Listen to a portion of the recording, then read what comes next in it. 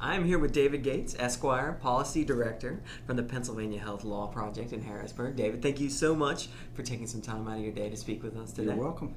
Now, I know we were talking beforehand just about how much concern there is about healthcare reform and insurance and how it's going to kind of change the landscape of coverage out there for everyone. So there are a couple issues I wanted to talk about today. The first one is, and I think this is sort of a two-part question because it has to deal with not only insurance but the current state of our economy and the recession. I think a lot of people are asking, how can parents keep young adults on their parents' health insurance a little bit longer these days? Sure. There's actually two laws, new laws that give young adults the ability to stay on their parents' insurance. One's a state law, the other is the federal health care reform law.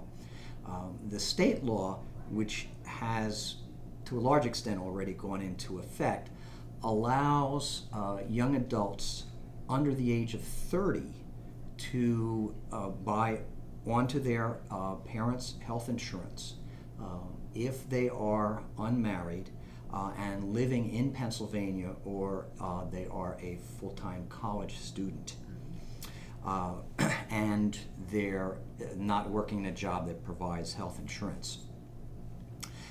This law applies to health insurance policies that have renewed on or after December 1st of 2009. It's kind of confusing because the effective dates of these insurance laws aren't based on a specific one date that applies to everyone.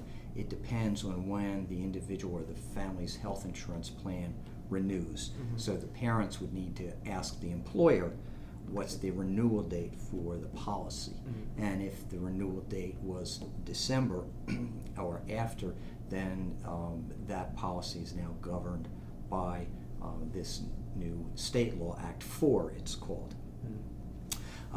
However, there are a number of health insurance plans that this state law, Act 4, does not apply to. For example, it does not apply to any health insurance which is through the individual market.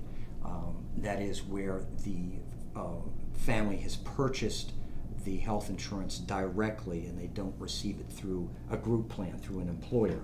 Right? Doesn't apply in that situation. It also does not apply to group plans that are called self-insured.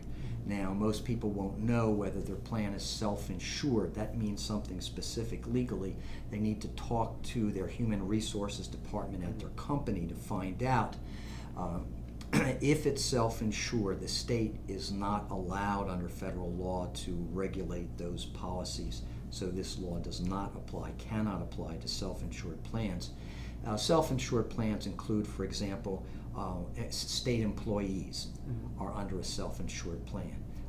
Many employees of school districts, municipalities often are self-insured, and many of the larger corporations are self-insured.